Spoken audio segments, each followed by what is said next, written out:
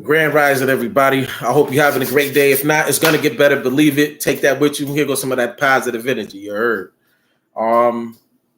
Happy born day to my niece. I hope that she gets to see this. You know what's crazy? I bet my sister didn't see that on her birthday. I actually shouted her and my cousin Renetta out because they born the same day, moments apart. So if you got a born day today, happy born day. You know what I mean? Enjoy it to the fullest. I mean, you have many more. Yes. I'm not going to even play with y'all today. Tell me what city you tuning in from. What's your name? What do you like most about Blueprint for Black Power? What have you learned most in Blueprint for Black Power? What other books would you like me to read? What books have I read that you want me to read again so that we can recycle that information? And what topics are going on that I'm unaware of? I don't really watch TV, so there's thousands of them. Let me know. Hit me up. As you already know, and if you're just new to this channel, hey, thank you for coming through. Please like, share, and subscribe. If you donate, may the ancestors return that favor to you 10,000 times. Ashe. So it is, so it will be. What else? In the description, if you go to my channel on YouTube, Omnipotent, semicolon, I believe, the reading cipher, you'll see me. My icon says, I will not lose. And I don't feel like losing at all. So that's what it is. But also, there's free resources in the description on the About section, at the About section on my channel. So you can go there and you can get you some free resources. And the better I get, the more progress I make, the better the free resources will be. I'm going to add more in there as well. I just, at the moment, that's what I have available. But I got to get to the social media, start posting that, right? So that we could get the rocket. Oh, yeah, let me pull this back. So when I get to reading the rest of this text, it ain't all in the way, you dig? So what city you tuning in from? Yeah. So let's get it in. Give me a moment. Let's see. Oh, there we go. Blueprint for Black Power, Part 22. Yeah, I know I got to cut that down. I don't know why I always had it up, but I guess this is because I use this phone for other things. So yeah, it's going to take me a couple of minutes to state your name, where you calling, where you tuning in from. Like, sure.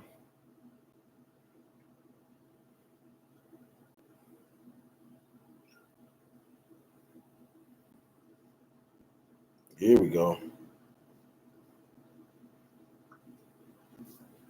Are any of you going to the All Black National Convention out here in Charlotte? And if you are, do you have extra tickets? I'd like to see what it's about.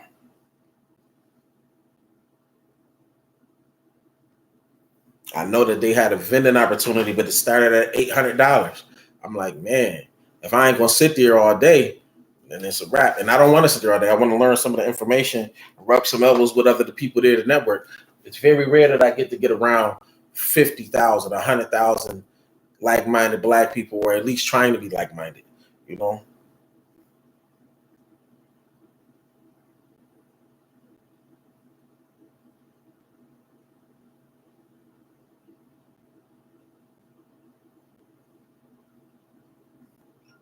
One down, y'all. I got two more to go. Give me a moment. What city are you tuning in from? Now, if I'm sharing someone else's post, why doesn't it show that I'm sharing someone else's post?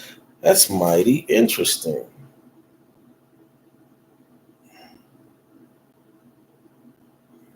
Yeah, nah, this ain't right. All right. What city are you tuning in from?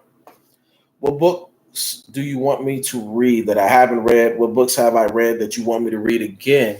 And what have you learned thus far in Blueprint for Black Power? What's your favorite part?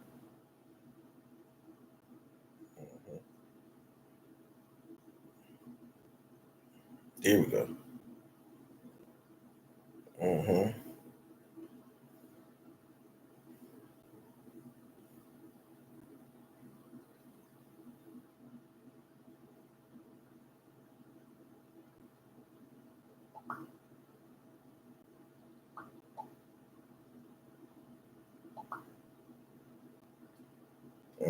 Give me 1 second.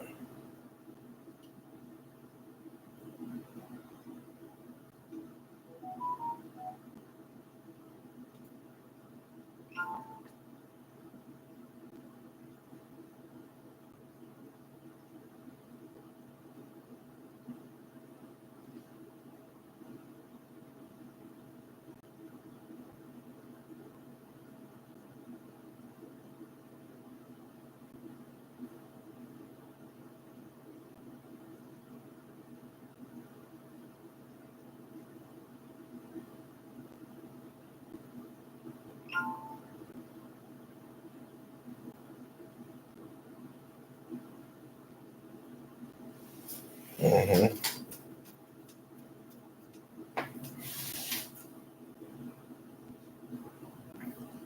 Give me a moment. I'll be right with you. As a matter of fact, go grab your tea, your coffee. I won't be long. Probably going to be 20, 30 minutes at the most.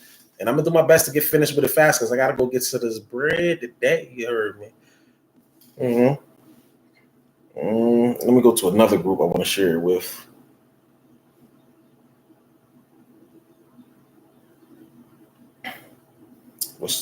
Oh, yeah.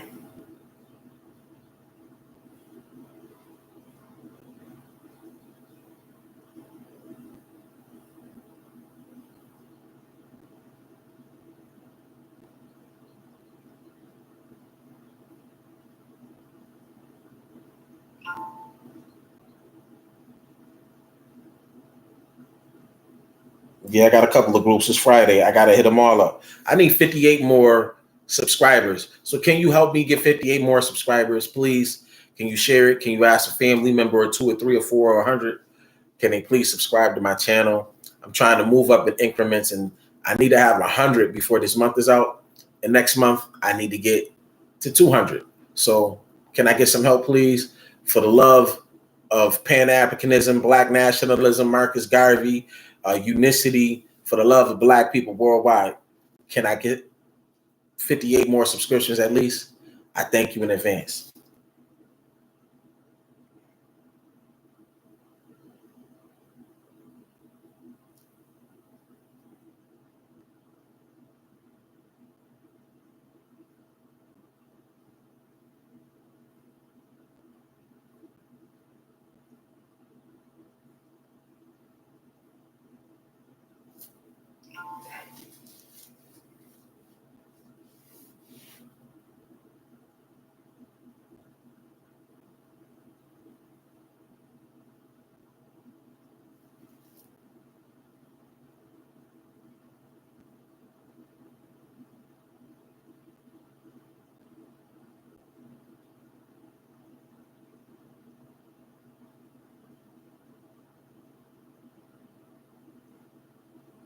Yeah, today I did a little bit extra, so it's taking me a little bit longer.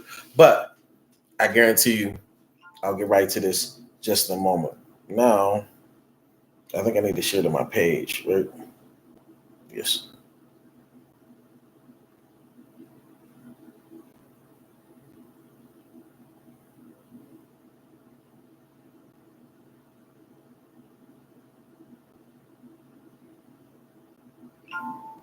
Come on, right? So I believe, if I'm right, we got it. And I got one more. No.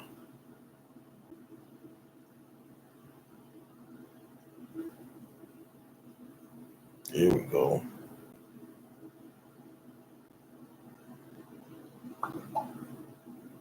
Okay. We rocking.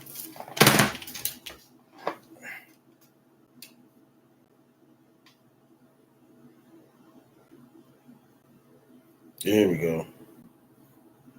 Okay. And last but not least,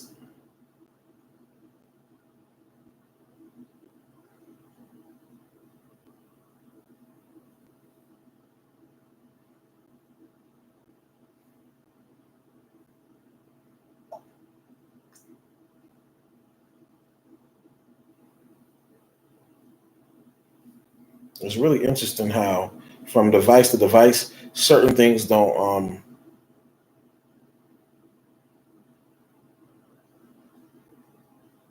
like just, I don't know what that is called. Is it like memory?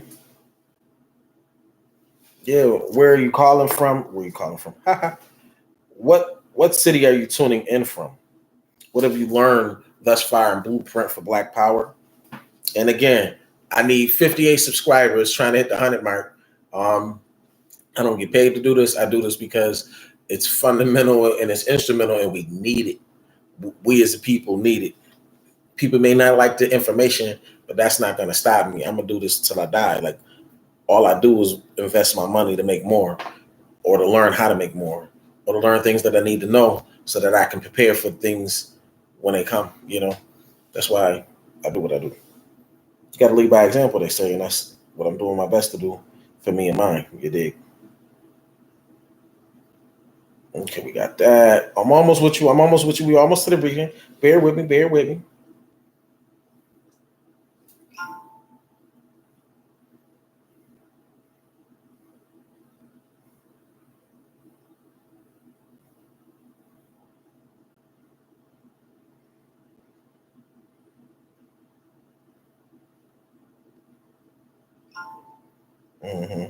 I wonder, can I do it to, that sounded so crazy. I wonder, can I share it to my page? I have the Kyrie collection. I'm looking for it on Facebook.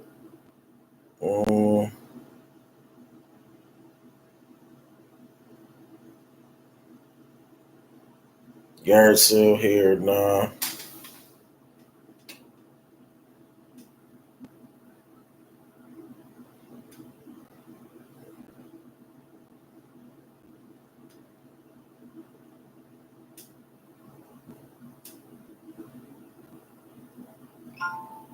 All right.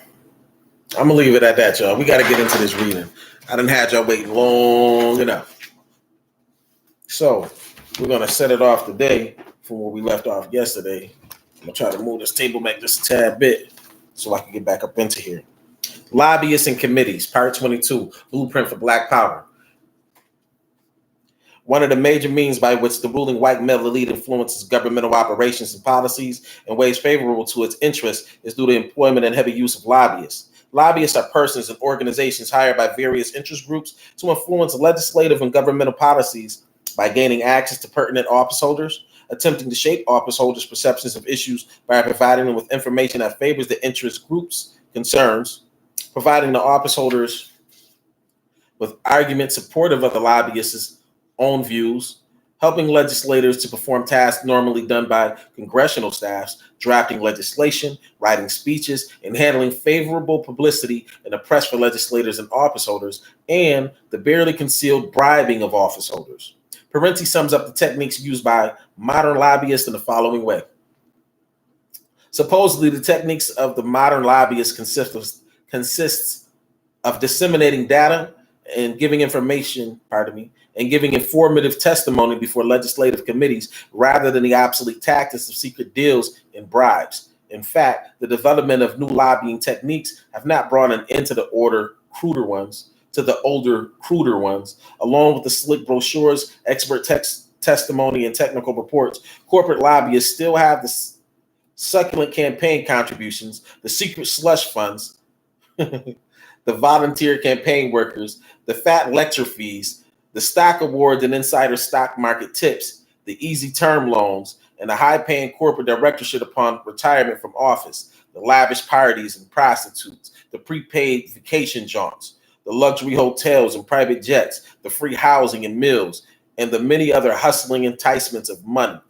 Many a financial undertaking on Capitol Hill, writes Washington columnist Jack Anderson, has been consummated in cold cash, that is, with envelopes or briefcases stuffed with greenbacks, a curious medium for honorable transactions. I really want to read that again because it was hilarious, but I've been holding out for so long, I don't really want to just get in my own thing. I really want y'all to hear this information because it's great information to know and understand. While lobbying may be used to represent and protect the legitimate interests of a group of citizens or segment of the society, lobbying as utilized by the corporate elite is often in effect tantamount to the purchase or leasing of the government. It provides the media by which vast sums of money by which vast sums of money are moved through the governmental systems in order to influence, if not determine, its outcomes. The 4.1 million spent by Gulf Oil, 75 million a year spent by the American Petroleum Institute only hint at the tremendous sums spent by corporate America in order to not only present and fight for their legitimate claims, but more often to subvert the legislative and administrative process, if not destroy much legislative, governmental, and administrative integrity. When all is said and done, one can conclude that the United States has the best government that money can buy. The extent to which big business has come to virtually dominate the government may be illustrated by an observation regarding the Reagan-Bush administration made by William Grider. In Ronald Reagan's White House, it was the office of vice president that was designated as the chief fixer for aggrieved business interests. Industries that were unhappy with any federal regulations, existing or prospective, were instructed to alert George Bush and his lieutenants. The power of the White House will be employed to intimidate and squelch any regulatory agencies that seemed upsetting to American business. Emphasis added. Grider provides a distinct indication of the extent to which the moneyed interests have come to seek marked influence in the policy-making process through the enlargement of lobbying organizations. In 1970, only a handful of the Fortune 500 companies had public affair offices in Washington. 10 years later, more than 80% did. In the same period, not coincidentally, business political action committees displaced labor as the largest source of campaign money. In 1974, labor unions accounted for half of the PAC money. By 1980, they accounted for less than 1/4. So basically, it was saying in 1970, only a handful of Fortune 500 companies had public affair offices in Washington, D.C. And by 1980, 400 of them did. 400 is 80% of 500. Very interesting, right? Business Week magazine, October 21st, 1988. Oh, man, that's almost like 34 years ago today.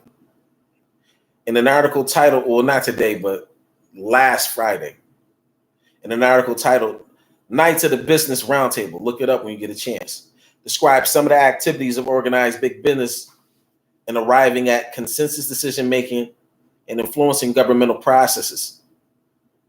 It noted that a few dozen of the country's top corporate chiefs met in an exclusive club in New York to discuss public policy. This business group composed of executives of companies the likes of IBM, Xerox, American Express, Exxon, DuPont, PepsiCo, who refer to themselves collectively as the Business Roundtable, cultivates contacts at the highest levels in Washington. The Business Roundtable, notes Business Week, was founded in 1972 on notions that business and government share mutual interests and that government actions can have great impact on the bottom line. Membership in the roundtable was limited to chief executives of almost 200 of the nation's largest industrial, financial, and service companies. Business Week further noted that the policy committee of the roundtable forges the broad positions and goals of big business.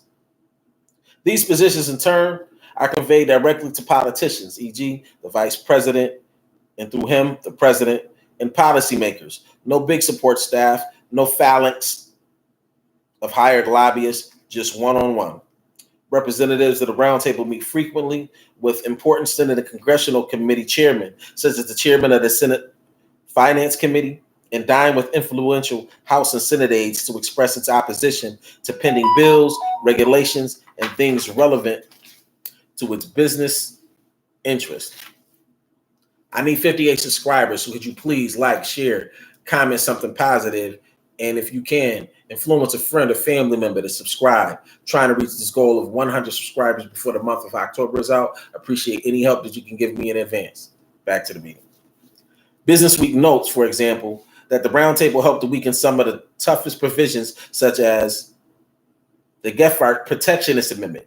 It also threw its weight against the provision forcing companies to give workers 60 days notice before closing a plant or major layoffs. According to Business Week, the roundtable was formed during the Nixon administration at the suggestion of then Secretary of Treasury John Connally and Federal Reserve Board Chairman Arthur Burns, who saw the need for a group of first-tier titans to counter the influence of organized labor. The Business Roundtable, along with similar business organizations, industry trade groups, corporate Washington offices, corporate political action committees, corporate lawyers, broad-based business-oriented organizations such as the Chamber of Commerce and the National Association of Manufacturers have not only managed to significantly influence government tax policy through governmental regulatory agencies, provide self-serving advice to the bureaucracy and lobby congressional committees, but have managed to obtain lucrative welfare benefits for the rich. Parenti indicates the history and nature of welfare for the rich in the following way. Pay attention and listen closely, please. After the war, Eisenhower administration sought to undo the creeping socialism of the New Deal by handing over to private corporations vast offshore oil reserves, government-owned synthetic rubber factories, public lands, public power, and atomic installations, some $50 billion worth of resources and enterprises. Nor were things much different by the 1980s when the Reagan administration sold or leased at fees of 1 to 10% of true market value billions of dollars worth of coal and oil reserves, grazing and timberlands, and mineral reserves. In any given year, the federal government hands out more than $100 billion to big business and price supports, loan guarantees, payments in kind, research and development, export subsidies, subsidized insurance rates, promotion and marketing services, irrigation and reclamation programs, and new plants and equipment. In recent times, the government has provided billions to bail such giant companies as Chrysler and Lockheed, while small independent businesses are left to sink or swim on their own. In 1984, one of the nation's largest banks, Continental Illinois, was on the brink of failure. It received $7.5 billion in federal aid. Probably the most outrageous case of compensation involves corporations such as DuPont, Ford, and ITT, which owned factories in Germany during World War II that produced tanks, bombers, synthetic fuels, and other such things for the Nazi war effort. After the war, rather than being prosecuted for aiding and abetting the enemy, ITT collected $27 million from the United States government for war damages inflicted on its German plants by Allied bombings. General Motors collected more than $33 million in compensation for damages to its enemy war plants. Just a comment that I found out about that war. You know that the majority of the members of Congress, especially those that have been here for 40 years, like Biden and such, and people like that, not that he's a member of Congress now, but you know what I'm saying. Y'all know that they own they manufacture the weapons. They own the companies that manufacture the weapons for all the wars.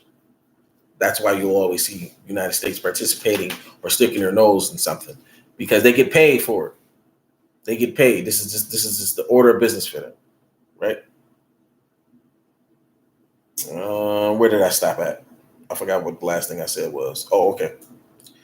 Through the shrewd construction and manipulation of tax laws, policies, and tax breaks, the ruling business elite and the wealthy classes use tax revenues and public spending as a major means of soaking the poor and less well-off to redistribute wealth in their favor.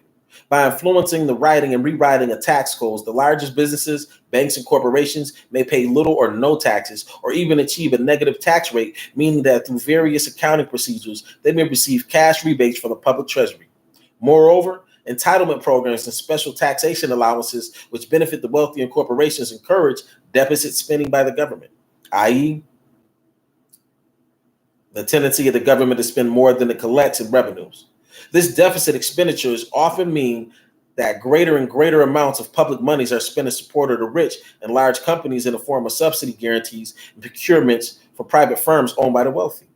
Furthermore, it means that the government must borrow from financial institutions, wealthy individuals, and other creditors at home and abroad to finance its debt, thereby helping to increase and maintain capital accumulation among the rich by mortgaging the future earnings of the masses to enhance and protect the earnings of the wealthy. By buying up government bonds and securities, wealthy creditors can put their surplus capital into the federal deficit and watch it grow risk-free at public expense. In almost every enterprise, government has provided business with opportunities for private gain at public expense, provides financial aid and military protection to support the global expansion of multinational corporations. There prevails a welfarism for the wealthy of such stupendous magnitude as to make us marvel at the big businessman's audacity in preaching the virtues of self-reliance whenever lesser forms of public assistance threaten to reach hands other than his own. Talk that talk, Timmy. The social myth is that welfarism of the rich, special tax breaks and exemptions in favor of the wealthy and the large companies or corporations provides them with extra investment capital, which is invested in production facilities at home, thereby increasing employment and income and trickle down wealth to the masses. This supply side mythology is only another facet of mass propaganda campaign perpetuated by the rich in order to rob the poor of their money, lives, and freedoms while making them think otherwise. The social mythology of trickle-down economic betterment for the masses is but a con game, a sting operation, a swindle of mass proportions pulled off by the ruling elite. Beetham speaks to the con when he makes the following assertion. I believe he's talking about the government. I'm about 1,000% sure of it. Once some necessary social resource, e.g. capital, expertise, authority, or activity, e.g. domination and control of vital governmental agencies and offices, comes to be controlled by a particular group, it follows that the interest of society at large can only be met through satisfying the interests of that group and on terms acceptable to them. Those who have historically controlled the means of production or subsistence, of violence and administration have been in a position to ensure that general needs for welfare, employment, or security can only be met through the power of relations that simultaneously secured their own privileges. Emphasis added. However, the irony is that the investment policies of the ruling elite proved detrimental to the have of late proved detrimental to the general needs for welfare, employment, and security for the working and lower classes in general, and the diffused Black American tribe in particular. For the wealth which is being stolen from these groups is being, in ever larger proportions, increasingly invested abroad, thus precipitating a flight of capital, industry, and jobs from the United States. Consequently, the diffused Black American tribe, along with the working and lower classes, the middle and lower classes as well, the middle and lower middle classes as well, have been duped into financing their own underemployment, joblessness, and impoverishment by a pretentiously paternalistic ruling white male elite. These groups have sacrificed their labor and capital so that the white male elite controlled government can use public monies and resources to subsidize and finance multinational corporate foreign investment. And if need be, these same groups will be called on by that same elite-controlled government to sacrifice their very lives as members of military force to defend private capital invested by the said elite in those foreign countries. Capital disinvested from their lower order in the first place against the depredations of alleged enemies. That's crazy. All right, I'm going to go ahead and knock this out because there's only a little bit left. The second government within the government. Pay attention. Listen. The task of corporate and other special interest lobbyists are simplified by the fragmentation of congressional and senatorial power among over 300 subcommittees, each having its own staff and legislative policy-making jurisdiction. These subcommittees, along with the 20 or so standing or permanent committees, essentially determine the destiny and scope of bills and laws. In a sense, the fragmented subcommittee system has produced cadres of special interest legislators, i.e., members of legislative committees specially concerned with particular businesses or industry interests such as energy, agriculture, etc. Thus, these committees offer almost each special interest group its own special interest congressional subcommittee, which, if represented on a subcommittee by one or more legislators, can shape or subvert legislation in their behalf. The monopolization by congressional subcommittees of decisions in specific areas that potentially benefit specific groups permit them, under the influence of strong lobbies, PACs, and other well-organized moneyed interest groups, to serve up a broad smorgasbord of protections, grants, subsidies, leases, franchises, in-kind support, direct services, non-competitive contracts, loan guarantees, loss compensations, and other forms of public largesse in favor of the more influential of these groups. And that was Parenti in 1988. And ain't nothing changed in 2022 and beyond. The legislative committees and subcommittees and the legislative process itself are often equal in importance and effect by rulings of vast network of non-elected agencies of government, the bureaucratic agencies. In the absence of specific guidelines from Congress, many times deliberately not specific, bureaucracies may issue rulings as more significant than major pieces of legislation. Bureaucracies and agencies may raise or lower all types of rates, influence the administration, enforcement, or non-enforcement of laws, influence the interpretation and writing of laws and policies, and under pressure from various influential groups, ignore, fail to implement, or outright subvert the intent of the law. Bureaucratic enforcement of the law is often sabotaged by influential interest groups, often with the help of legislators, representatives from the presidential offices, and top policymakers. The promise of a lucrative position with a large or private firm after administrators leave governmental service is often used to influence their judgment while in office. The vulnerability of many ambitious public administrators to such influence from corporate and elite class interest organizations. Pardon me, let me read that again. The vulnerability of many ambitious public administrators to such influence from corporate and elite class interest organizations implies that a large number of agencies, bureaucracies, and their decisions service the interests of those organizations and that class, contrary to the interests of such groups as the African American community. It is widely known that any number of administrative bodies under the direct command of the president, as well as ostensibly independent regulatory commissions, which make quasi-judicial rulings, fall under the influence of special interest groups, the corporate elite, and often become protectors of rights of the industries they are supposed to regulate, in contradiction to the rights or interests of the people. At the cost of billions of public dollars yearly, these agencies often grant monopoly privileges to big companies and elite corporate entities.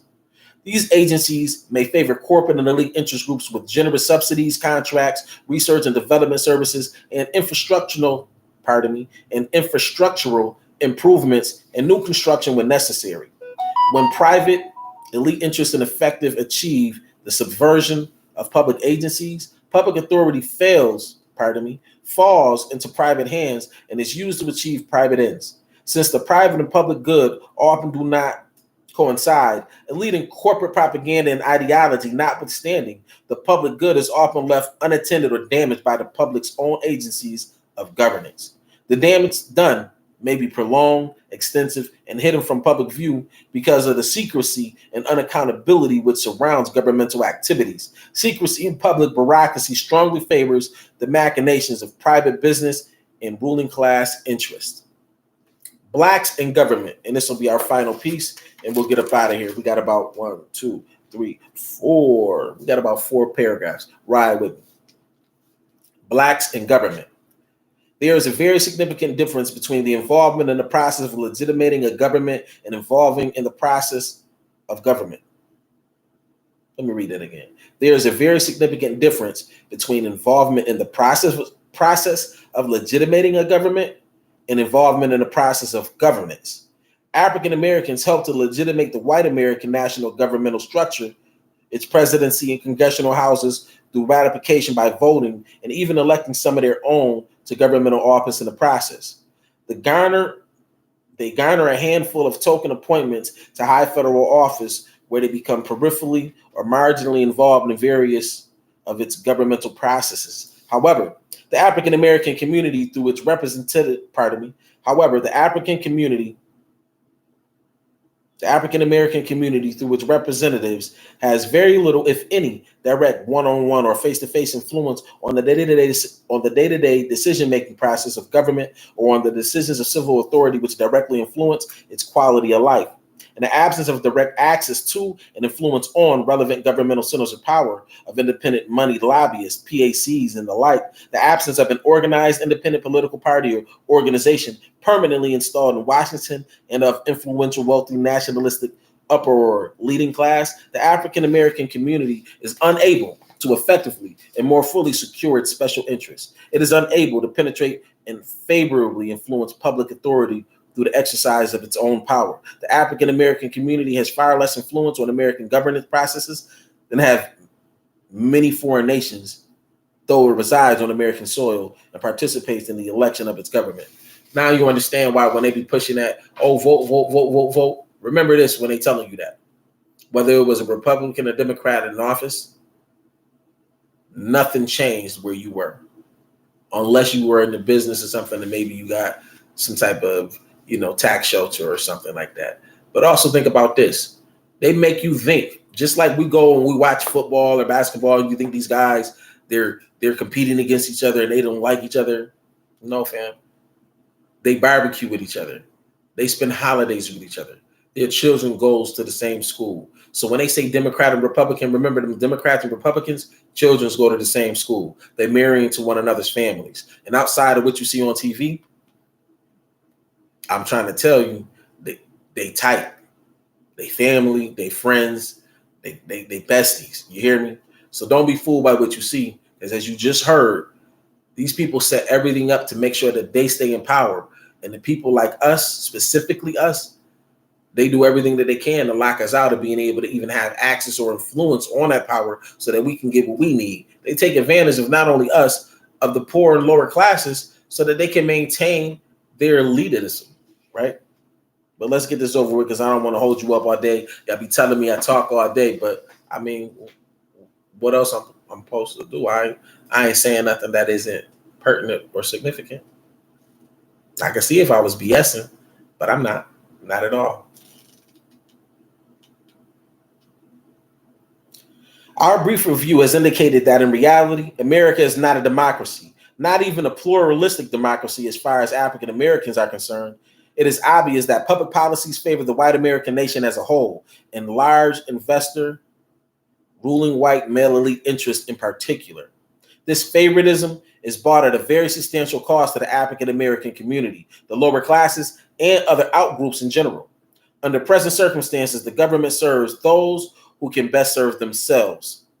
And those who can best serve themselves are those groups who possess a strong group consciousness and identity, who know their interests well and pursue them with energetic single-mindedness, who are well organized, exclusive, and cohesive, who possess the requisite economic concentration of wealth and clout, who possess the political savvy and expertise, information processing and dissemination know-how, as well as the courage and will to exercise power without being squeamish. That's why I love Dr. Khaled.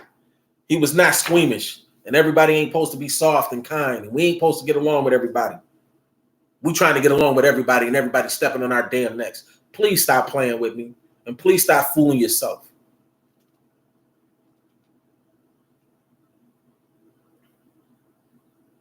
We have seen as parenti avers the power in America. In reality, is distributed among heavily entrenched, well-organized, well-financed, political economic conglomerates that can produce and reproduce the social conditions needed for continued elite hegemony. Hegemony, and I believe that's how it is. Hegemony. I'll get it eventually. To wield power in America, the African American community, or an economically powerful nationalistic class which represents its interests, must establish itself as one of those heavily entrenched, well-organized, well-financed political economic conglomerates. The power and influence of the African American community must be fortified by a variety of internal, social, economic, institutional, and governmental arrangements. It must use its internally fortified power to penetrate and influence the institutional and governmental arrangements of the white American nation. The African American community, in ways paralleling the white male elite and the white American nation in general, must control the socialization and indoctrination of the constituents in the recruitment and training of its businesses, governmental and non-governmental leadership. This leadership must deeply apprise itself and the community of the real workings of the U.S. government and the means of influencing it to its own benefit. That was the reading today. Tomorrow we'll be on chapter 9, which will be the policy formation process. I appreciate you joining, sharing, liking. If you donated, may the ancestors return that favor to you 10,000 times. Ashe. So it is, so it will be. I hope your today is great. May your tomorrow be greater. Race first at all times, and at all times, race first. Hotep family.